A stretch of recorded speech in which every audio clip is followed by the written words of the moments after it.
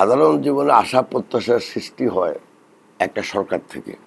তো আপনারা বলতেছেন, আমরাও বলতেছি একটা নতুন সরকার আসছে, অতএব আমাদের তো আশা প্রত্যাশা আকাঙ্ক্ষা এগুলি তো একটু বাড়বেই। কিন্তু আমি মনে করি যে আমাদের প্রত্যাশা করা বা আকাঙ্ক্ষা করা এটা একদমই ঠিক না। অতএব যখন আমার আশা প্রত্যাশা নাই তখন আমার কি পূরণ হইলো কি পূরণ হইল না এটা নিয়েও আমি চিন্তা করি না। এর কারণটা হলো এই আশা এবং প্রত্যাশার সৃষ্টি হয় কিন্তু একটা নির্বাচন থেকে। নির্বাচনের আগে প্রত্যেকটা রাজনৈতিক দল তার একটা ম্যানিফেস্টো জনগণকে দেয়। সেই ম্যানিফেস্টোতে অনেক জিনিস লেখা থাকে, সেখানে বলা থাকে আমরা যদি সরকার গঠন করতে পারি আমরা এই করব এই করব এই করব, অনেক জিনিস লেখা থাকে। সব তো আর করে না। আর আমাদের দেশে তো বুঝেন রাজনৈতিক দলগুলো আর রাজনীতিবিদেরা মিথ্যা কথা বলতে বলতে একটা অভ্যাস খারাপ হয়ে গেছে। তো এখানে সব যা বলে এটা কিন্তু পূরণ করার মতো অনেক জিনিসই বলো না। তারপরেও আমরা তাদেরকে দায়বদ্ধ করতে পারি যে আপনি আমাদের ভোট নেওয়ার আগে আপনি এই এই কথাগুলো আমাদেরকে বলছেন, কিন্তু এখন আপনি এটার উল্টো দিকে যাচ্ছেন বা এই কাজটা করতেছেন না। তো যখন আশা এবং প্রত্যাশার সৃষ্টিটা আমাদের কোনো ঠিক নাই, অতএব এখানে পূরণ করার জন্য আমি এত চিন্তা নেই। যদি আমি এখন রিয়েলিস্টিক টাইমে যাই, নির্বাচন হোক বা না হোক একটা আশা আকাঙ্ক্ষা থাকবেই। সেটা প্রথমে আসবে রাজনৈতিক, তারপরে আসবে সামাজিক, তারপরে আসবে অর্থনৈতিক। বাট ডিপেন্ডিং অন আপনি কার সাথে কথা বলতেছেন, কারোর জন্য অর্থনীতির ব্যাপারটা আগে চলে আসবে, কারোর জন্য সাধারণ লোকের জন্য সামাজিক ব্যাপারটা আগে চলে আসবে। তো এখন যদি আমি রাজনৈতিক দৃষ্টিকোণ থেকে আপনাকে বলি, প্রথমে আমরা চাই যে একটা রাজনৈতিক স্থিতিশীলতা, তারপরে আমরা চাই রাজনৈতিক নিশ্চয়তা। তো রাজনৈতিক নিশ্চয়তা তো এখন পর্যন্ত 100% আছে বলে মনে হয় না। যদিও আমরা এখন আশা প্রত্যাশা করতেছি যে আগামী ফেব্রুয়ারি ইলেকশন হবে, যত দিন ঘনিয়ে আসবে, যখন ইলেকশন কমিশন তাদের রোড ম্যাপ দিবে, আমরা সবাই যখন ইলেকশন শুরু করব, তখন এই যে আপনার রাজনৈতিক যে অস্থিতিশীলতা সেটা হয়তো কমে আসবে বা অনিশ্চয়তা কমে যাবে। স্থিতিশীলতা তখনই আসবে যখন দেশে একটা রাজনৈতিক সরকার গঠিত হবে, যে সরকার জনগণের দ্বারা নির্বাচিত হবে। কারণ নির্বাচিত সরকার সবসময় তাদের একটা দায়বদ্ধতা থাকে সমাজের কাছে, জাতির কাছে, ভোটারের কাছে। তো কোনো সরকার যদি নির্বাচিত না হয় তাদের তো সেই দায়বদ্ধতা নাই যে এই সরকার নিচে অন্তর্বর্তীকালীন সরকার হিসেবে। তো ওনারা যদি কেউ বলে অন্তর্বর্তীকালীন সরকার মানে হইলো ভাই আমি 10 বছর থাকবো, কোনো বাধা আছে কোথাও? সংবিধানে তো অন্তর্বর্তীকালীন সরকার নাই। যদি আপনি তত্ত্বাবধায়ক সরকার হিসেবে যদি আপনি ওত নিতেন, তাহলে কিন্তু একটা বাইন্ডিং আগে ছিল যে 3 মাসে নির্বাচন দিতে হবে। তো এখন তো সেটা নাই। তো ওনারা যদি ইলেকশন না দেয় তো আমি কি করব? আমি আবার রাস্তায় নামবো। তার মানে হলো রাজনৈতিক অনিশ্চয়তা এবং রাজনৈতিক অস্থিতিশীলতা দুটাই বিদ্যমান এখন দেশে। তাহলে ওই প্রত্যাশা তো পূরণ হবে না যতক্ষণ পর্যন্ত নির্বাচন না হয়। আপনি আসেন এখন সামাজিক প্রত্যাশা, সামাজিক দৃষ্টিকোণ থেকে প্রতিদিনের যে খবরগুলো আপনি দেখেন, তাতে কি মনে হয় যে এই সমাজে স্থিতিশীলতা আছে, শৃঙ্খলা আছে? আপনি নিজেই উত্তর পাবেন। আজকে সকালেও দেখলাম এক আল্লাহ বেহেশতে নসিব করুক, সে প্রথমে তার বউকে মারছে, 2টা ছেলেকে মারছে বা মেয়েকে মারছে, মেরে নিজেকেও মারি ফেলছে। বললো যে আমি দেনার অভাব এবং খাওয়ার অভাবে আমি নিজেকে নিজে মেরে ফেললাম। তো এরকম যদি আপনি নিউজ পেপার প্রতিদিন দেখেন, ভাই বোনকে মারতেছে, বাপ ছেলেকে মারতেছে, 2 জন মারা গেছে ফুটবল নিয়ে মারামারি করি কোন সুনামগঞ্জ না কোন জায়গায়। তাহলে কি যখন এই ধরনের একটা দেশে সামাজিক বিশৃঙ্খলা থাকে, মানুষ মারা যায়, আমি তো জানি না কোন ক্রাইটেরিয়াতে বলবেন যে দেশে সামাজিক শৃঙ্খলা আছে, সামাজিক নিরাপত্তা আছে, জানের নিরাপত্তা আছে। সো এই প্রত্যাশা তো অবশ্যই যদি কারো পূরণ হয়, অ্যাডভাইজারদের পূরণ হতে পারে, ভাই আমাদের তো পূরণ হয় নাই। আপনি আমাকে অর্থনীতির একটা সূচক দেখান যেই সূচকে আমরা বলতে পারি যে উন্নতি হয়েছে। এখন আমি যদি ম্যাক্রো ইকোনমিক্সের ম্যাক্রো বাংলাকে সামষ্টিক অর্থনীতির সূচকগুলো যদি দেখি, তো প্রথমে আসবে কনজামশন, তো অর্থাৎ ভোগ বা খরচ। এটা একদম যে আমি খারাপ বলবো না, এটা নর্মালি আপনার খরচটা বাড়ে বা ভোগ বাড়ে, মানুষের যদি আয় বাড়ে। আমাদের এখানে কিন্তু ঠিক ওই দৃষ্টিকোণ থেকে যদি আপনি দেখেন তাহলে কিন্তু এটা বিচার করতে পারবেন না। এখানে খরচটা বাড়ে গ্রামে গঞ্জে, বিকজ বিদেশ থেকে রেমিটেন্স আসে, যার ফলে আর রিমিটেন্সটা যেই একটা ডিস্ট্রিবিউশন হচ্ছে, এটা কিন্তু ওই দেশের সৃষ্ট সম্পদের যদি আপনি পুনর্বন্টন করতে যান তার থেকে অনেক বেটার ডিস্ট্রিবিউশন এটা হয়। বিকজ এটা এই লোকগুলো যারা বিদেশ থেকে টাকা রুজি করে বাড়িতে পাঠাচ্ছে মা বাবার জন্য বা ছেলে মেয়েদের জন্য, এটা কিন্তু পুরা কান্ট্রি ব্যাপী, কিছু কিছু ডিস্ট্রিক্ট হয়তো কম, বাট মোটামুটি এটাই মানে ওয়েল ডিস্ট্রিবিউটেড। তো এই টাকাগুলো তো খরচ করতেছে, যার জন্য আপনি দেখতেছেন যে আমাদের হয়তো কনজামশনটা মোটামুটি একটা লেভেলে আছে, বাট ওই লেভেলে নাই যে লেভেলে অর্থনৈতিক প্রবৃদ্ধির সাথে যোগ যখন করবেন তখন অর্থনৈতিক প্রবৃদ্ধি বাড়বে। এখন শুধু এটুকু হচ্ছে, সেটা হলো আপনি দারিদ্রতার লেভেল হয়তো আপনি কম দেখতেছেন গ্রামে। কনজামশনের পরে আসব গভর্নমেন্ট এক্সপেন্ডিচার ধরেন। সরকারের গত বছর রেভিনিউ আর্নিং যদি ধরেন, এটা অ্যাবাউট 18-20% কম হয়েছে। তো দেশেরই যদি আয় কম হয়, দেশ ব্যয় বেশি কীভাবে করবে? তাছাড়া আপনি যদি দেখেন বিদেশ থেকে যে টাকা আসার কথা, সেই টাকা তো আসে নাই। পাইপলাইনে অনেক আছে, কিন্তু অত টাকা আসে নাই, কিন্তু ডিসবার্সমেন্ট হয় নাই। তো তাহলে সরকারি এক্সপেন্ডিচার ওরা যাই বলুক আগের তুলনায় কম হয়েছে। 3 নাম্বার হলো বিনিয়োগ।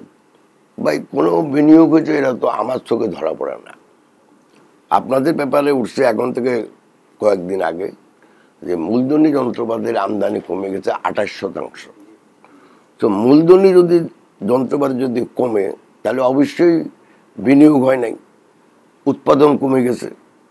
তো তাহলে আপনি বুঝতে পারেন যে সে প্রত্যাশাও আমাদের পূরণ হচ্ছে না, যারা বিনিয়োগের মাধ্যমে হবে। এখন বিনিয়োগের সাথে আবার টাইড আপ হইল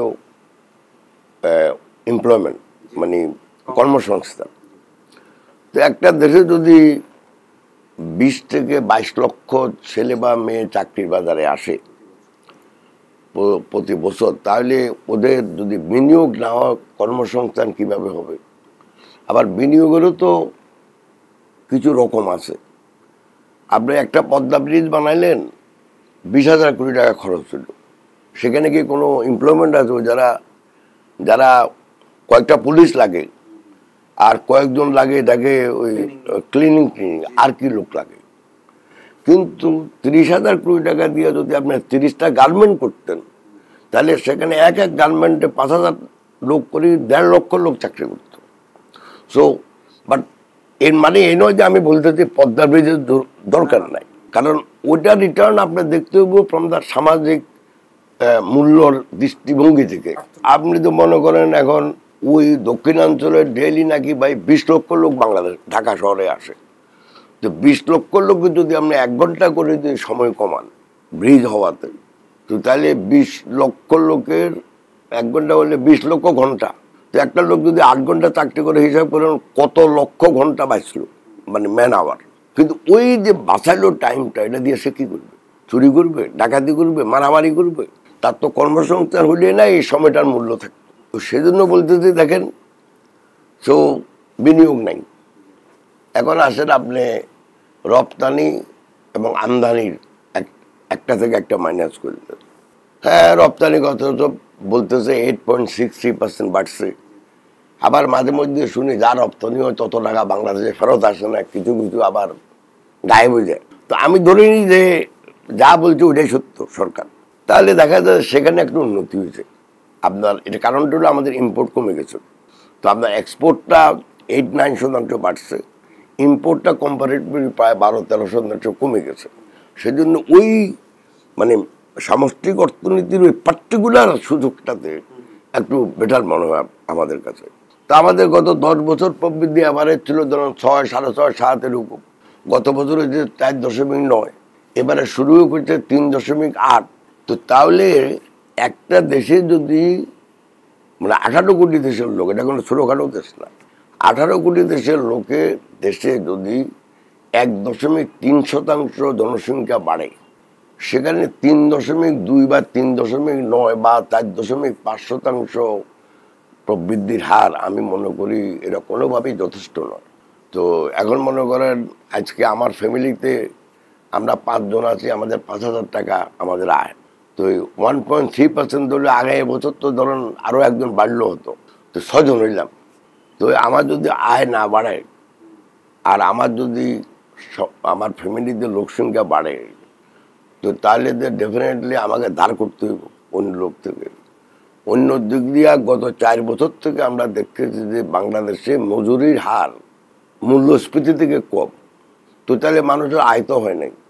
তো এখন এগুলি সব যখন একত্র করি, আপনি এখন প্রশ্ন করতে পারেন যে ভাই এ সরকার তো 1 বছরের জন্য আসছে, ওরা বা 1.5 বছর 1 বছর হলেও ওরা কি করবে। আমি মানি, এই জন্য তো প্রত্যাশা করি না, এই জন্যই এনাদের কাছে কোনো প্রত্যাশা নাই।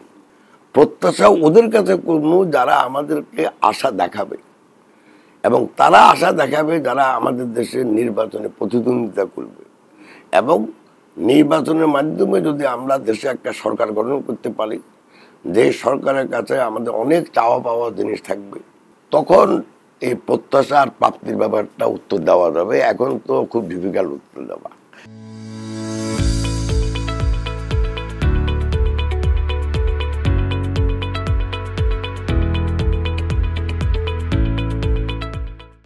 অনিয়ম দুর্নীতি কমছে কিনা, আমি এটাতে খুব পজিটিভ নেব।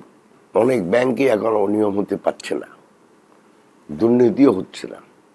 যদি আপনি বলে ব্যাংকিং খাত জনগণের যে আশা যে আমরা এখান থেকে টাকা নিয়ে বিনিয়োগ করব, বিনিয়োগের মাধ্যমে আমার আয় বাড়বে, সেটা যদি হয় তাহলে একদমই না। বরং কিছু কিছু ব্যাংক অনেক খারাপ জায়গায় চলে গেছে। ব্যাংক নিজে ক্রিয়েট করতেছে না এখন। এর কারণ এখন কেন্দ্রীয় ব্যাংকের নীতি সুদ না পলিসি রেট বলে, এটা হলো ভাই 10%। এখন বিকজ অফ দি কেন্দ্রীয় ব্যাংক বিভিন্ন সময় বিভিন্ন কথা বলে, যার ফলে যেগুলি যেই ব্যাংকগুলো খারাপ অবস্থায় আছে, একটা ব্যাংকে আমি আছি, এটার অবস্থা তো খুব খারাপ, আমি নিজেও বলি। কিন্তু আমরা তো ভালো করার চেষ্টা করতেছি, কেন্দ্রীয় ব্যাংক সহযোগিতা করতেছে। কিন্তু কেন্দ্রীয় ব্যাংক যখন বলে এটা খারাপ, এটা ভালো, এটা লাল, এটা সবুজ, তখন মানুষের আস্থাটা ওই ব্যাংকটার উপরে কমে যায়।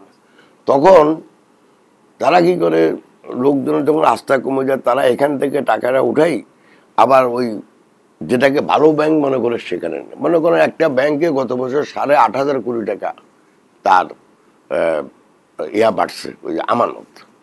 সে কি অত টাকা কি লোন দিছে? সে তো দেয় নাই। সে দেখতে যে ভাই বাংলাদেশ ব্যাংকে বন্ড কিনলে যদি আমি 10% পাই, তো আমার এত মানে ঝুঁকি নিয়ে বিনিয়োগ করা দরকারটা কি? এই লোকজন আসবে, লোকজন টাকা উঠাবে, লোক জমা দিবে, দরকারটা কি আমার? আমি বাংলাদেশ ব্যাংকের বন্ড কিনি, সরকারি বন্ড কিনি, বসে থাকবো, যেটা সেফ, ঝুঁকি নাই, আর আমি 10% পাবো। সে জনগণ থেকে আমানতে দিচ্ছে সে 6 থেকে 7%, আর কেন্দ্রীয় ব্যাংক থেকে পাচ্ছে 10%। তো তাহলে সে তো বাইরে বিনিয়োগ করবে না। গত বছর দেখেন যে ব্যাংকগুলো লাভ করছে, বেশিরভাগ ব্যাংকের লাভ আসছে কিন্তু এই সরকারি বন্ড, ট্রেজারি বিল এগুলির থেকে। তো সেজন্য আমি বলি যে আর্থিক খাতের অবস্থা এখন, এখানে একটু বলি আপনাকে, বাংলাদেশে ব্যাংকের ব্যাপারেও মানুষের একটা, স্পেশালি আমি দেখি মিডল ক্লাস বা যারা অন্যান্য একটু ভালো অবস্থায় আছে, তারা কিন্তু বাংলাদেশে ব্যাংকের অবদান, বাংলাদেশের অর্থনীতিতে ব্যাংকের অবদান সম্বন্ধে পুরোপুরি ওনারা ওইভাবে পর্যালোচনা করেন না। বিকজ আপনি যদি আমেরিকাতে যান, একটা নতুন ব্যবসা শুরু করার জন্য যে বিনিয়োগ লাগবে লং টার্ম, সেটাতে পার্ট অফ দ্য আছে আপনার এই যে R&D, রিসার্চ অ্যান্ড কি বলে এটাকে, গবেষণা উন্নয়ন করতে আপনার লাগবে মনে করেন 5 বছর। তারপরে আপনি নতুন প্রযুক্তি ব্যবহার করে সেটাকে যদি আপনি রিপ্রোডাকশন করতে চান আরও সময় লাগে 1-2 বছর। তো এই যে দীর্ঘ সময়ের জন্য লোন কোনো ব্যাংক দেয় না। সেখানেও আপনি পুঁজিবাজারেও যেতে পারেন, সেখানে ক্যাপিটাল ভেঞ্চার কোম্পানিগুলো আছে তারাও আপনাকে দেয়। বাংলাদেশে কিন্তু সব টাকা আসে ব্যাংক থেকে। এখন ব্যাংকের টাকা নর্মালি আপনি পাচ্ছেন অল্প দিনের জন্য, শর্ট টার্ম, 3 মাস থেকে 3 বছর ম্যাক্সিমাম, কিন্তু আপনি বিনিয়োগ করবেন 10 বছর। তো তাহলে অর্থনীতির যে সাধারণ নিয়মে যে আপ অ্যান্ড ডাউন আছে, একবার যে ডাউনে ধরা গেলে তো সে তো আর আপনাকে ওই টাকা দিয়ে লোন নিতে আর দিতে পারে না। তখন এই লোনটা স্টাক হয়, ডিফল্ট হয়, ওভার ডিউ হয়, তখন এটাতে তার লোনটা আরও বেড়ে যায়। তারপরে অর্থনীতি যদি একটু ভালোও হয়, সে কিন্তু আবার পুনরায় অবস্থায় যেতে তার খুব কষ্ট হয় ওই বিনিয়োগকারীর। এই যে ব্যাংকের একটা অবদান, বাংলাদেশে যত গার্মেন্ট ইন্ডাস্ট্রি আপনি দেখেন, এই আজকে ন্যাশনাল ব্যাংক মনে করেন অত ভালো অবস্থায় নাই। এর প্রথম 400 গার্মেন্ট ইন্ডাস্ট্রির ভিতরে 320টা গার্মেন্ট ইন্ডাস্ট্রি কিন্তু দিয়েছে ন্যাশনাল ব্যাংক। 86-87-এ আপনি দেখেন কোনো ব্যাংক, তখন তো ব্যাংকে কম ছিল, সরকারি ব্যাংক আর বেসরকারি হয়তো 3-4টা ব্যাংক ছিল, আর ন্যাশনাল ব্যাংক হলো প্রথম ব্যাংক বাংলাদেশে। তো সেজন্য বলতে যে এই যে ব্যাংকিংয়ের যে সমস্যাটা, এটা কেউ ঠিকমতো কেন্দ্রীয় ব্যাংক বলেন বা আর্থিক সেক্টরে যারা আছে, যারা মানে অর্থনীতি নিয়ে নাড়াচাড়া করে, তারা কিন্তু এই সমস্যাটাকে কখনো ভালো চোখে দেখে না। ওরা মনে করে যেই টাকা নিয়ে খালি লুটপাট করে। আরে ভাই, টাকা যদি না ফেরত না আসে সে কোত্থেকে দিবে?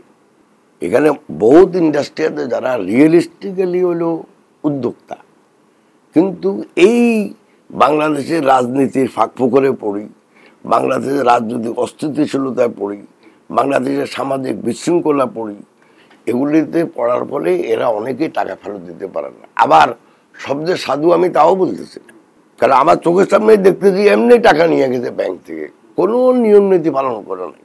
বাংলাদেশে যদি বিনিয়োগ বৃদ্ধি করতে হয়, তাহলে আপনাকে আর্থিক কালে যে শৃঙ্খলা, এটাকে আপনি ফিরিয়ে আনতে হইব। এই মুহূর্তে যদি আপনি আমাকে জিজ্ঞাসা করেন, আমি মনে করি শৃঙ্খলা ঠিক আছে, কেন্দ্রীয় ব্যাংকের খুব কড়া নজরদারি, এটাও ঠিক আছে, কোনো অসুবিধা নেই। কিন্তু পাবলিক ট্রাস্ট, মালিক তো হইলো ব্যাংকের, আসল মালিক তো হইলো ভাই যে টাকা রাখে সে, 2 নম্বর মালিক হইলো যে টাকা নেয় সে। তো এখন যদি আসল মালিকেরা টাকা দেয়ও না, আবার আমাদেরও ব্যাংকেরও দেওয়ার মতো এবিলিটি নাই, তো এত সকালে কি ঠিক হবে? একটু টাইম লাগবে।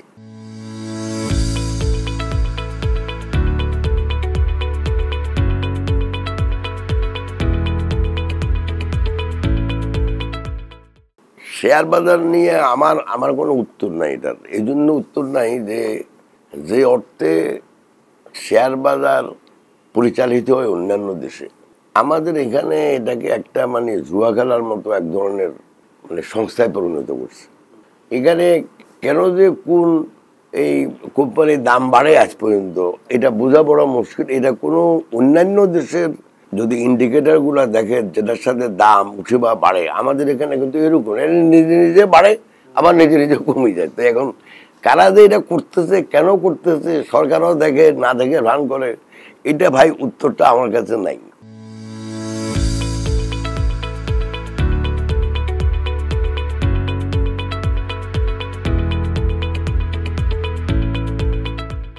এখনো বাংলাদেশে যদি আপনি সব ধরনের বীমা দেখেন, ইনক্লুডিং হেলথ ইন্স্যুরেন্স, তাহলে সবচেয়ে লিস্ট পেনেট্রেটিভ দেশ হলো বাংলাদেশ। এখনো বাংলাদেশের অ্যাভারেজ বোধহয় 2-3% লোক বীমা খাতে সম্পর্কিত না, বা বীমা করে না, বা ওদের সার্ভিসও নেয় না। কিন্তু অন্যান্য দেশে যদি আপনি যান, তাহলে আপনি দেখবেন যে এগুলো 60-70%। কেউ হয়তো শুধু কার ইন্স্যুরেন্স করতেছে, কেউ হোম ইন্স্যুরেন্স করতেছে, কেউ ইন্ডাস্ট্রিয়াল ফায়ার ইন্স্যুরেন্স করতেছে। যারা আমদানি করে তারা মানে বিভিন্নভাবে তারা ইন্স্যুরেন্স সাথে জড়িত। এখানে টোটাল পেনিট্রেশন 2 দশমিক বেশি নেই। আর কোম্পানি কতগুলো আপনারা দেখছেন? আমার 60-70টা হবে। তো যেখানে বিমা করার লোক নাই সেখানে যদি আপনি 60-70টা লাইসেন্স দিয়ে বসে, তো অবশ্যই এটা তো দেরি হবে, ঠিক হয়ে যাবে। কিন্তু যেগুলি আছে, যেগুলির সাথে আমি জড়িত আছি এই মুহূর্তে, যদিও আমি ডাইরেক্টর না, এগুলি তো ভালোই আছে। এগুলি কোনো লোক বলতে পারবে না তাদের ক্লেম দেওয়া হয় নাই, কোনো লোক বলতে পারবে না যে, এবং গ্রোথও ভালো। কিন্তু বাট প্রবলেম হলো যে আমার মনে হয় যে অনেক বেশি লাইসেন্স দেওয়া। তো এখানে আননেসেসারি রাজনৈতিক কারণে এত বেশি লাইসেন্স দেওয়া হয়েছে। তো যার জন্য আজকে অনেক ব্যাংকের যে সমস্যা, এটাও একটা কারণ। রাজনৈতিক কারণে দিচ্ছেন, রাজনৈতিক কারণে আবার লোন দিচ্ছেন, রাজনৈতিক কারণে লাইসেন্স দিচ্ছেন, রাজনৈতিক কারণে আবার সুদ মাফ হয়ে যায়। তো এত রাজনীতি যদি এই অর্থনৈতিক সেক্টরে ঢুকে, তাহলে কিন্তু সবসময় সমস্যা বড় হয়ে দেখা যায়।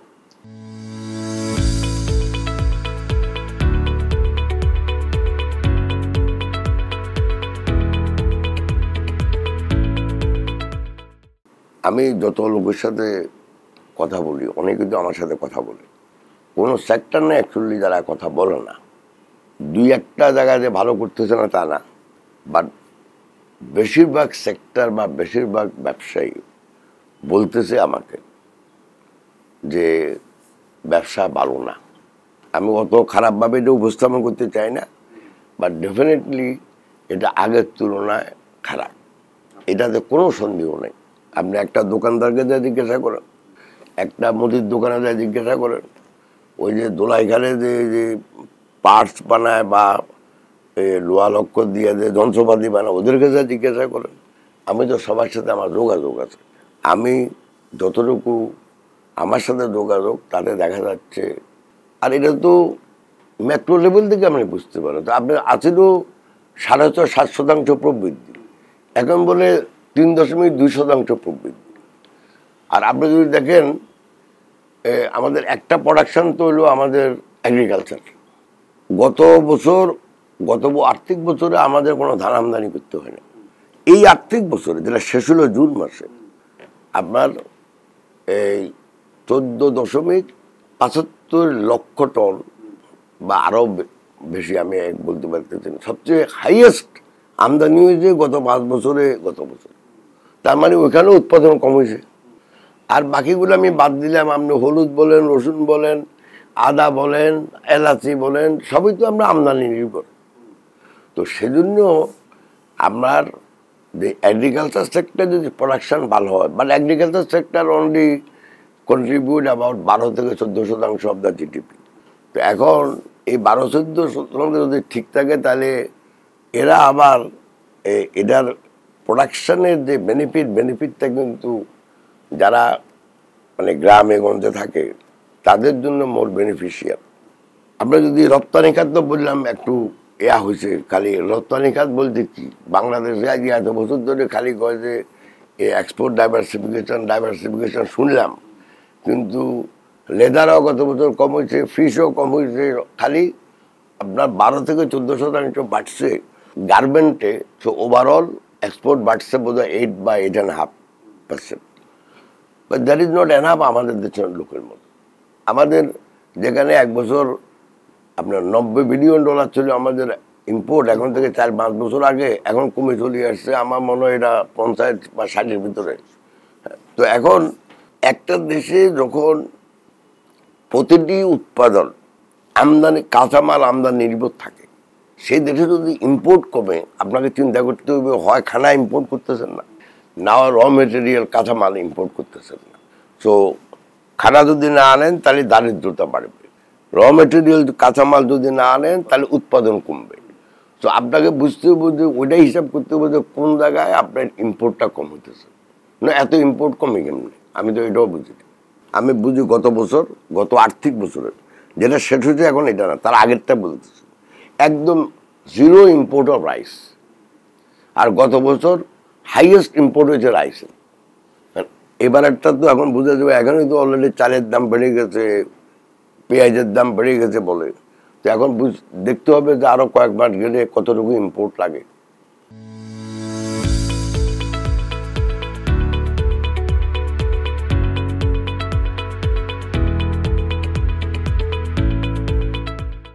আপনি যখন বললেন আমি তো একটা দল করি, এটা তো সত্য। আমার দল কিন্তু কোনো দলকে নিষিদ্ধ করো, এটা করো, এগুলি চায় নাই।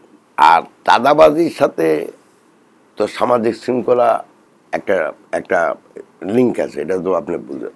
বাট সব কিছুর উপর রাজনীতি হলো একটা দেশের জন্য সবচেয়ে গুরুত্বপূর্ণ জিনিস। আমাদের এখানে অনেকেই রাজনীতির সাথে অর্থনীতি বা সামাজিক শৃঙ্খলাকে একত্র করতে চায় না। আপনি একটা জিনিস বুঝবেন, এমন কোনো দেশ পাবেন না যেখানে রাজনীতি খারাপ, অর্থনীতি খুব ভালো। আপনি কোনোভাবেই রাজনীতিকে অর্থনীতি এবং সমাজনীতি থেকে আলাদা করতে পারবেন না, কারণ রাজনীতি at the end of the day অর্থনীতিকে নিয়ন্ত্রণ করে। আর অর্থনীতি ভালো হওয়ার মাধ্যমে রাজনীতিকে পরিশীলিত করে। এখন অতএব এই দুটা একে অপরের একদম অঙ্গাঙ্গভাবে জড়িত। রাজনীতি যদি আমাদেরকে ভালো না করি, আমরা কিন্তু অর্থনীতিকে কোনোদিন ভালো করতে পারবো না, একদম যে যাই বলুক না বলুক। আমি আশা করি সেটা হলো, আপনি হয়তো জানেন, এখন থেকে 7-8 বছর আগে আমাদের দলীয় নেত্রী বেগম খালেদা জিয়া কিন্তু একটা ম্যানিফেস্টো টাইপের কাগজ দেওয়া হয়েছে, সেটাকে আমরা বলি ভিশন 2030। পরবর্তীকালে এখন থেকে প্রায় 3 বছর আগে 27 দফা একটা সংস্কার প্রস্তাব জাতির সামনে উপস্থাপন করছিল আমাদের অ্যাক্টিং চেয়ারম্যান সাহেব। আমাদের অ্যাক্টিং চেয়ারম্যান সাহেব বলতে আমাদের স্ট্যান্ডিং কমিটি দলীয় নেতাদের সাথে কথাবার্তা বলে। পরবর্তীকালে যারা বিএনপির সাথে জোটবদ্ধ আন্দোলন করছে, সবার সাথে কথা বলে এটাকে আরও ঠিক পরিবর্তন করে সবার সাথে কথাবার্তা বলে একটা একত্রিত একটা সংস্কার প্রস্তাব দিচ্ছে। আমি আশা করি যদি বিএনপি ক্ষমতায় আসে, তাহলে কিন্তু ওনারা ওই সংস্কারগুলো করবে। ওটার ভিতরে সামাজিক সংস্কারও আছে, জুডিশিয়াল সংস্কারও আছে, অর্থনৈতিক সংস্কারও আছে, রাজনৈতিক সংস্কারও আছে। মানে আমার প্রত্যাশা যে যদি বিএনপি যদি নির্বাচন যথাযথভাবে হয়, যথাসময় হয়, আর বিএনপি যদি আল্লাহর রহমতে ক্ষমতায় আসে, তাহলে আমাদের অ্যাক্টিং চেয়ারম্যান সাহেবের লিডারশিপেই আমাদের এই সংস্কার যে প্রস্তাবগুলো দেওয়া হয়েছে এগুলি করা হবে, এবং তার মাধ্যমে হয়তো রাজনৈতিক স্থিতিশীলতাও আসবে, সামাজিক শৃঙ্খলাও আসবে, অর্থনীতিরও প্রবৃদ্ধি হবে। আর অর্থনৈতিক প্রবৃদ্ধি যদি হয়, তাহলে আমরা মনে করতে পারি অর্থনৈতিক উন্নয়নও হবে, কারণ দুটা তো দুই জিনিস। অর্থনৈতিক প্রবৃদ্ধি যতই হোক, প্রবৃদ্ধির মাধ্যমে যতই আপনার সম্পদ সৃষ্টি করেন, সেই সম্পদের পুনর্বন্টনের দায়িত্ব তো ব্যবসায়ীদের না, বা যারা সম্পদ সৃষ্টি করে তারা না। সম্পদ পুনর্বন্টনের দায়িত্ব হলো রাজনীতিবিদদের এসেন্সিয়ালি, অথবা সরকার, যারা সরকার গঠন করে।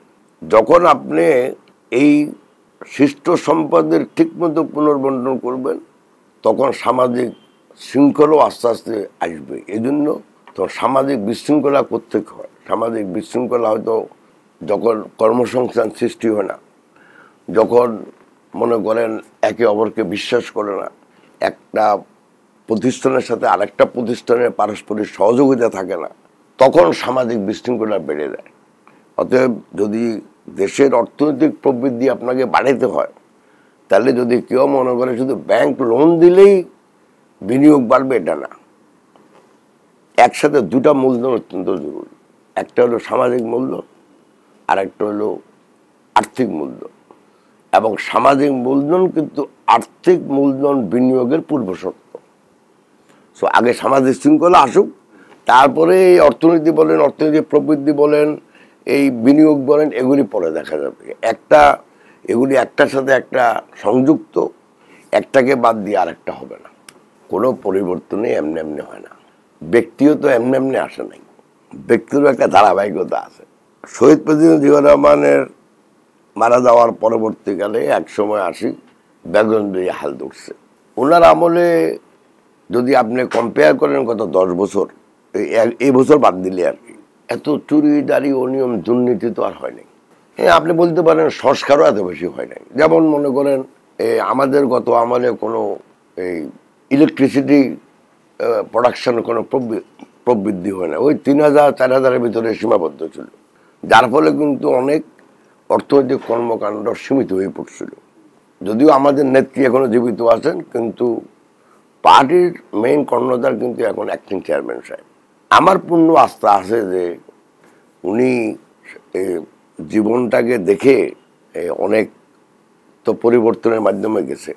ইদানিংকালে যে কথাবার্তা হয় তাতে আমার একটা আস্থা জন্মেছে যে আমি মনে করি আগের চেয়ে পরিপক্ক জানি না, কিন্তু উনি ভবিষ্যতে যদি আমাদের দেশের কর্ণধার হওয়ার সুযোগ পায়, তাহলে আমি আমার বদ্ধমূল ধারণা যে ইনশাল্লাহ যে উনি যেই সংস্কারের যে প্রস্তাব দিয়েছেন এবং উনি এগুলি বাস্তবায়নের জন্য চেষ্টা করবেন। বিকজ ওনার এমন চাওয়া পাওয়ার কিছু নাই।